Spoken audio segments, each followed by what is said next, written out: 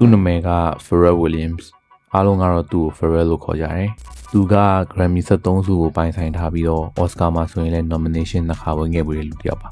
ပြီးတော့ songwriter တွေ artist တွေအများကြီးနဲ့ collaboration လုပ်ပြီးတယ်သူကအဆိုတော်ဆိုတာထက် producer တစ်ယောက်ဖြစ်ပြီးတော့ western music ရဲ့အရေးပါတဲ့လူတွေရဲ့တစ်ယောက်ပါ fashion ဘက်မှာဆိုလဲ Louis Vuitton ရဲ့ male fashion line ဘက်အတွက် creative director ဖြစ်2023ခုနှစ်မှာခန့်ခဲ့ရတယ်။ Bathing Ape ရဲ့ founder ဖြစ်တဲ့ Nico နဲ့အတူတည်ထောင်ထားတဲ့ brand တွေလည်းရှိတယ်။ဒီနေ့ပြောချင်တဲ့အကြောင်းအရာကသူလုပ်ပူးတဲ့ creative project တွေအများကြီးထဲကမှ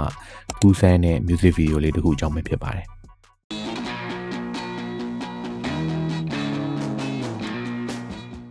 Hello Noisy Desk ကနေပြန်လည်ကြိုဆိုလိုက်ပါတယ်ဒီနေ့ပြောချင်တဲ့အကြောင်းကတော့24နာရီကြာတဲ့ music video အကြောင်းပါ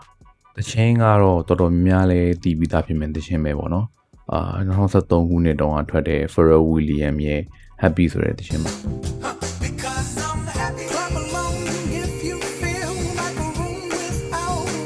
2023ခုနှစ်မှာနာမည်ကြီး animation studio ဖြစ်တဲ့ Illumination က Despicable Me 2 ထွက်ဖို့ရှိတယ်ပေါ့နော်အဲ့တော့ဒီ Despicable Me 2 တွေက soundtrack ထဲမှာ Pharrell Williams ကိုတပုတ်ထည့်ခိုင်းခဲ့တာပေါ့နော်အဲ့ဒီချင်းကိုစက်ခိုင်းတဲ့အချိန်မှာလဲကုမ္ပဏီဘက်ကနေပြီးမှ Pharrell Williams ကိုspecific scene တစ်ခုအကြောင်းပြောပြီးစက်ခိုင်းခဲ့တာပေါ့နော်အဲ့ scene ကဘာလဲဆိုတော့တာမန်ဆိုရင်ဒီရုပ်ရှင် main character group ကအမြဲတမ်းစိတ်အလိုမကျဖြစ်နေလို့တယောက်ပေါ့ဒါပေမဲ့လို့သူက first take ကနေပြန်လာပြီးတဲ့အချိန်မှာရှာရှာပပအရန်ကိုပျော်နေတဲ့ mood ပေါ့နော်အဲ့ဒီ scene ကိုမူထဲခိုင်းပြီးတော့ Pharrell Williams ကိုတခြင်းစက်ခိုင်းခဲ့တာပေါ့နော်အဲ့နဲ့ Pharrell Williams ကလည်းတခြင်းတွေလုပ်ပြီးတော့ကုမ္ပဏီကိုပြခဲ့တာပေါ့နော်သူအနေနဲ့တပုတ်လုံးလိုက်ပြလိုက်တပုတ်လုံးလိုက်ညင်းခံရလိုက်နဲ့ကိုးပုတ်ထိတိုင်အောင်ညင်းခံခဲ့ရတယ်ပေါ့နော်ဒီနေရာမှာသူ့အနေနဲ့တခြင်းကိုတပုတ်တည်းဆက်ပြီးတော့ပြန် modify လုပ်ပြီးတော့ပြတာမျိုးမဟုတ်ဘူးပေါ့တခါညင်းခံရင်တခါနောက်တစ်ပုတ်သူကဆက်ပြီးပြခဲ့တာပေါ့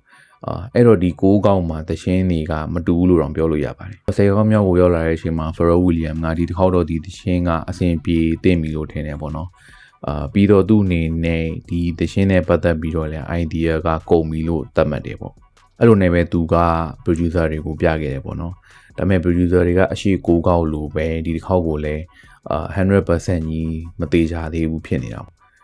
အဲ့ဒါနဲ့ Pharrell Williams ကဒီတခြင်းကိုတေချာလေးအချိန်ယူပြီးတော့နားထောင်ကြည့်ဖို့အတွက်တိုက်တွန်းခဲ့ပါတယ်။နောက်ပိုင်းမှာပြန်တည်ခဲ့ရတာကအဲ့ဒီအချိန်မှာ Illumination ရဲ့ CEO ဖြစ်တဲ့ Melody Bree ကိုယ်တိုင်ကဒီတခြင်းကိုစမ်းပြီးနားထောင်ခဲ့တယ်ပေါ့နော်။ Media တွေကိုသူပြန်ပြောပြခဲ့တာကတခါတလေကြာရင်သူနဲ့သူ့အမျိုးသမီးတွေကတခြင်းတွေကိုအိမ်ထဲမှာတစ်ခေါက် try ပြီးသွားရင်အပြင်မှာလည်းပြန်ပြီးစမ်းပြီးနားထောင်ကြည့်တယ်လို့ဆိုပါတယ်။အဲ့တော့သူနဲ့သူ့အမျိုးသမီးနဲ့က Pharrell Williams ရဲ့ Happy ဆိုတဲ့တခြင်းကိုကားစီးရင်နဲ့ try ကြည့်ခဲ့ကြပြီးတော့အဲ့ဒီမှာပို့ပြီးတော့ဒီတခြင်းရဲ့အစွမ်းကိုတည်သွားခဲ့တယ်ပေါ့နော်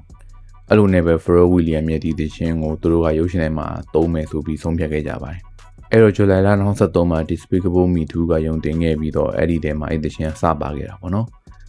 ဒါပေမဲ့ official ထွက်တာတော့မပေါက်သေးဘူးပေါ့အဲ့ဒါပြီးလို့21ရက်နေ့ November 2023မှာ Pharrell Williams ကဒီတခြင်းကို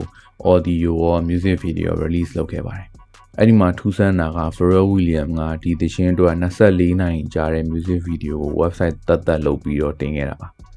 သချင်းက4မိနစ်ပဲကြာတာဆိုပေမဲ့လို့ music video ကို24နာရီကြာအောင်လို့တမင်လုပ်ယူတာပါ music video ကိုပုံစံမျိုးစုံနဲ့ရိုက်ထားပြီးတော့ပြန်ပြီးတော့အပိုင်းအစတွေကိုဆက်ထားတာပေါ့နော်သချင်းကတော့4မိနစ်ပဲဒါပေမဲ့သချင်းက repeat ဖြစ်နေမယ် video တွေကလည်းပြောင်းနေတာပေါ့ဒီဟာကြီးက24နာရီကြာပြီးတော့live video မျိုးလည်းမဟုတ်ပဲနဲ့ပြန်ရစ်ကြည့်လို့လည်းရတယ်ပေါ့နော်ကြိုက်တဲ့နေရာကိုထောက်ပြီးကြည့်လို့ရပါတယ်ဒါအတွက်ကိုသူက website တည်တံ့ထောင်ခဲ့ပြီးတော့ 24hoursofhappy.com လို့ခေါ်ပါတယ်အခုချိန်မှာတော့အဲ့ website ကရှိသေးတယ်ပေါ့နော်ဒါပေမဲ့ကျွန်တော်ဝင်ကြည့်ခဲ့တာတော့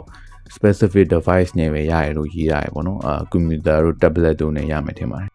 ကျွန်တော်ကတော့ဖုန်းနဲ့ဝင်ကြည့်ခဲ့တာဆိုတော့ video တော့မတွေ့ဘူးပေါ့နော်အဲ့တော့ဒီ24နာရီကြာတဲ့ music video ကိုထုတ်ခဲ့တဲ့ idea ကဒီသချင်းကိုနောက်ထပ် level တစ်ခုကိုရောက်စေခဲ့တယ်လို့ပဲပြောရမယ်ပေါ့နော်အခုချိန်မှာတော့ဒီသချင်းက pop culture ရဲ့အရေးကြီးတဲ့အစိပ်ပိုင်းတစ်ခုဖြစ်နေခဲ့ပြီးတော့ view တွေအနေနဲ့ဆိုရင်လည်း YouTube မှာ 1.5 billion ထိရှိပြီးတော့ Spotify မှာဆို 1.7 billion listener ရှိတယ်ပေါ့နော်ပြီးတော့ဒီသချင်းက2015ခုနှစ်မှာလုပ်ခဲ့တဲ့ Grammy ပွဲမှာ Grammy 2 ဆုတောင်ရခဲ့တာပါ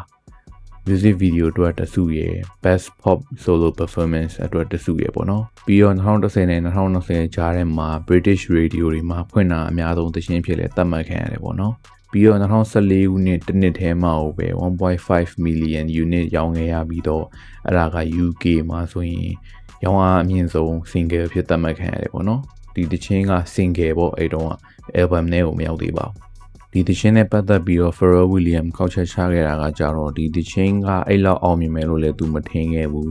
ပြီးတော့ဒီတခြင်းရဲ့အောင်မြင်မှုကသူ့ကို Universe ရဲ့အလုပ်လုပ်ပုံကိုမေးခွန်းပြန်ထုတ်စေတယ်လို့ဆိုပါတယ်အဲ့တော့ဒါက Noisy Dex ရဲ့ episode 3ပေါ့နော်အားလုံးပဲ good luck ပါ peace ဒါကတော့ပြောဖို့ကြံခဲ့လို့ပြန်ဖြည့်ဆွတ်ပြီးထည့်ရတာပေါ့နော် Pharrell Williams နဲ့ပတ်သက်ပြီးတော့ကျွန်တော်ရဲ့ personal favorite တခြင်းက Get Lucky ပါ Daft Punk နဲ့တခြင်းပေါ့နော်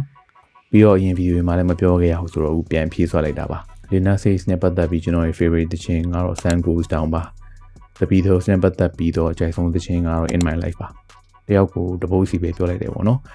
ကြည့်ရှုနေတဲ့သူတွေစီမှာလည်းအဲ့လိုမျိုးသူတို့နဲ့ပတ်သက်ပြီး favorite တခြင်းတွေရှိတယ်ဆိုရင်မှန်သွားလို့ရပါတယ်နောက် video မှာတွေ့ကြတာပေါ့